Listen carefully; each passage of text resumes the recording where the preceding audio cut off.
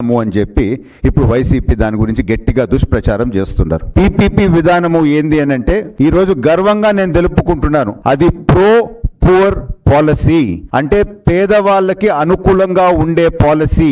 అదే ఈ కొత్త పీపీపీ విధానము అని చెప్పి నేను తెలుపుకుంటున్నాను. జగన్మోహన్ రెడ్డి గారి టైంలో వాళ్ళు ఈ మెడికల్ కాలేజ్ మీద పెట్టిన ఖర్చు, వాళ్ళు పెట్టిన కన్స్ట్రక్షన్ ప్రోగ్రెస్ మీరు చూస్తే అదే పేజ్లో ఇప్పుడు కడితే దాదాపు 20 సంవత్సరాలు పడతాయి ఈ కాలేజెస్ అన్ని కంప్లీట్ అయ్యేదానికి. సో 20 సంవత్సరాలు ఆంధ్ర రాష్ట్రంలో ప్రజలకి, పేదలకి మెరుగైన వైద్యము అందకూడదనేదే వాళ్ళ ఉద్దేశం ఏమో అని నాకు అనిపిస్తూ ఉంది.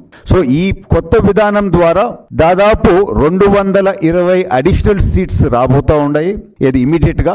అండ్ 110 దాంతో పేదవాళ్ళకే ఈ అడిషనల్ సీట్స్ రాబోతున్నాయి అని చెప్పి నేను తెలుపుకుంటున్నాను. అన్నిటికన్నా ముఖ్యమైన అడ్వాంటేజ్ ఏంటి అని అంటే మీరు చూస్తే గతంలో కోవిడ్ టైంలో వైఎస్ఆర్ పార్టీకి సంబంధించిన ఏ ఒక్క ఎమ్మెల్యేకో ఏ ఒక్క మంత్రికో కోవిడ్ వస్తే ఒక్కరన్నా ఆంధ్ర రాష్ట్రంలో ఉండేరా అండి?